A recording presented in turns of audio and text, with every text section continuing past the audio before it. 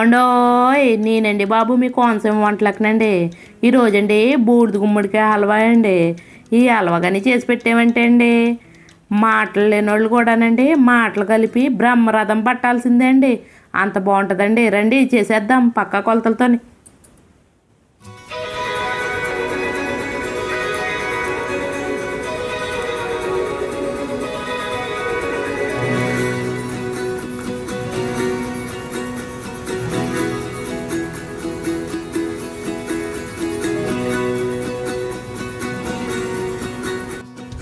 ఓ బూడిద గుమ్మడికాయ తీసుకునండి, శుభ్రంగా దీన్ని కడిగేసండి 2 ముక్కల కింద కట్ చేసుకోండి.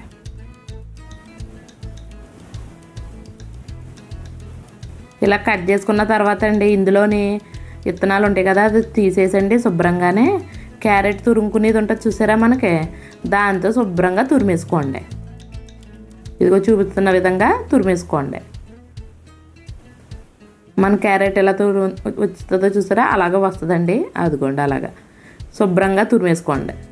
ఇలా తురుముకున్న దాన్ని ఒక గిన్నెలో తీసుకునండి. ఇప్పుడు ఒక పల్చటి గుడ్డ తీసుకునండి, ఆ గుడ్డలోనండి మనం తురుముకున్నదంతా వేసేయండి. మన బలాన్నంతా ఉపయోగించండి.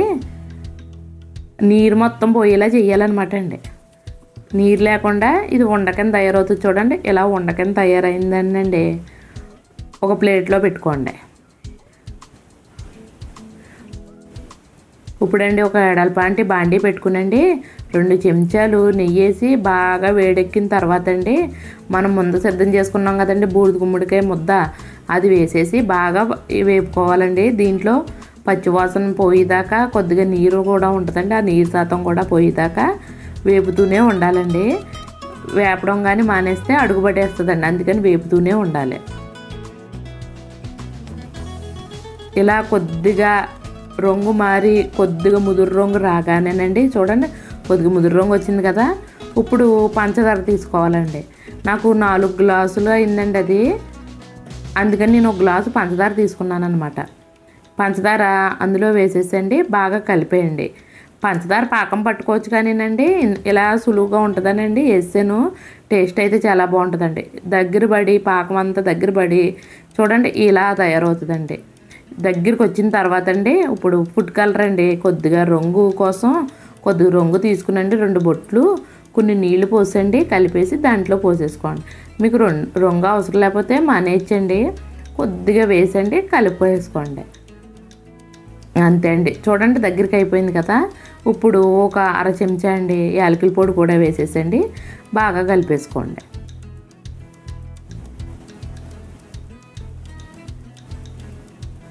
ఇంకా దగ్గర పడుతుంది చూడండి, ఇది ముద్దలా తయారవుతుంది కదా. ఇదిగో చూడండి ఇలా ముద్దలా తయారవుతుందండి. ఇప్పుడండి దీన్ని దించేసి పక్కన ఉంచుకోండి. మళ్ళీ వేరే బాండీ పెట్టుకునండి 2 చెంచాలు నెయ్యి వేసి కొద్దిగానండి జీడిపప్పు బాదం పప్పు వేసండి. ముదురు ముక్కు పొడి రంగు రాగానే తీసేసి చూడండి, ఇంకోండి ఇలా ముదురు రంగు రాగానండి తీసేసుకోవాలండి. తీసేసుకుని మనం ముందుగా సిద్ధం చేసుకున్న హల్వాలో వేసేసండి బాగా కలిపేయాలండి.